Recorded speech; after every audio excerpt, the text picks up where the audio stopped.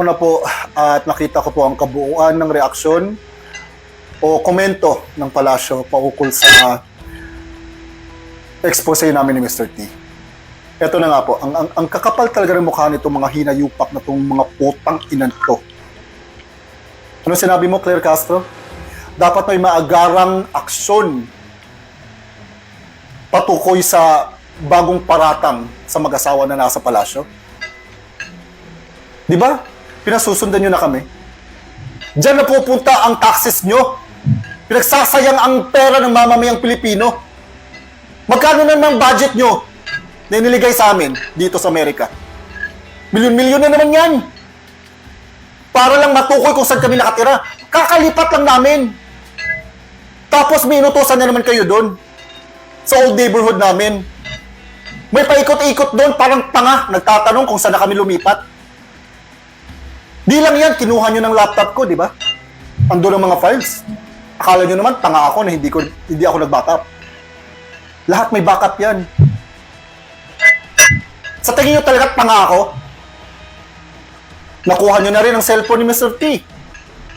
Di ba? Yun talagang gusto nyo makuha ang cellphone ni Mr. T kasi alam nyo, ando ng lahat ng contacts ng mga opisyalis na naging customer niya, di ba? Di ba yan? Yan ang gusto nyo makuha. Kasi ang taas ng lista ng pangalan dun eh. Mga messages. Meron pa nga isang ano dun eh. Sino yun? Anak ng isang presidente na ngayong naging senador na. Di ba? Yung talagang pakay nyo eh. Yung mga text messages dun. Nila Pauli Tontoco at sino ang mga inimitahan niya na naging ano niya, naging kliyente ni Mr. T. Di ba? Andun din ang asawa niya. Ang bababoy niyo. Nakakadiri kayong lahat. Diyan na pupunta ang pera ng mga Pilipino. Ang raming mga Pilipino nagugutom. Meron na nga mga Pilipino na mumulot na lang ng pagkain tira-tira sa Jollibee. Mga manok, tira-tira. Para gawing pagkain, tapos kayo dyan sa Malacanang nagpapasasa kayo. Bilyon-bilyon, milyon-milyon, sinasayang nyo. Sa kapritsyohan nyo, putang ina nyong lahat. Ang kakapal ng mukha nyo, putang ina kayo. Isa ka pa, Boying Rimulya. Ano sinabi mo? Paiimbestigahan mo ang mga taong nag-post na nagkasakit ka. Di ba may sakit ka nga talaga, di ba? Di ba may cancer ka? Ano paiimbestigahan mo? Nananakot lang kayo. Tinatakot nyo ang mga tao na nagsasalita against sa korupsyon nyo.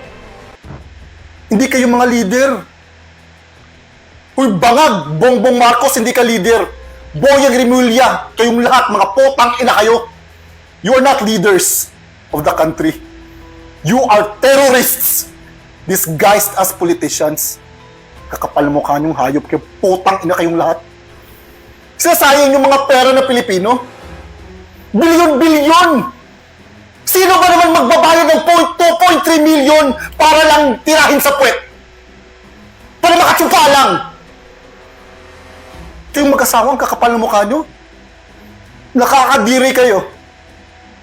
Naaawa ako sa mga Pilipino. Alam nyo, wala akong makukuha dito. Maganda ng buhay ko dito sa Amerika. Maganda ang trabaho ko dito. Pero naaawa ako sa mga Pilipino. Bilyon-bilyon kinukuha nyo sa kaban ng mga Pilipino. Utang ina nyo. Hindi kayo naawa. Porket may mga ano kayo, may mga followers kayo, meron din naman kayo mga followers, puro din mga tanga. Mabigyan lang ng sardinas, okay na.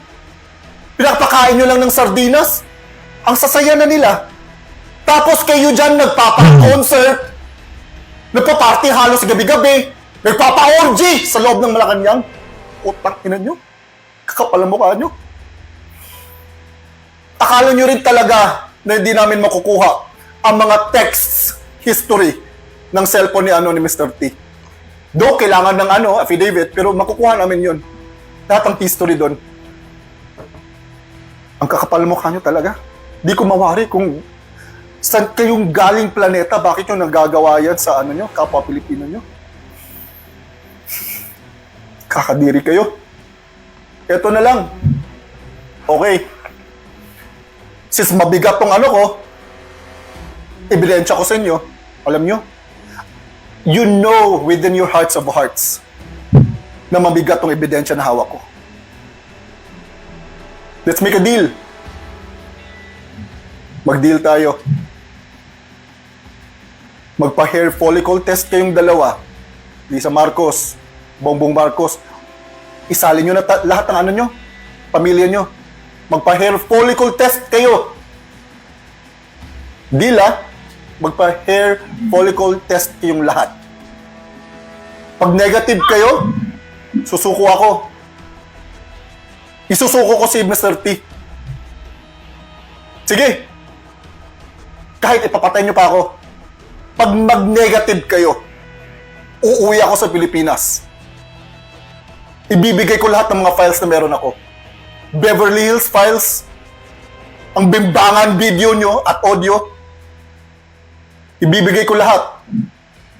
Tapos susuko ako.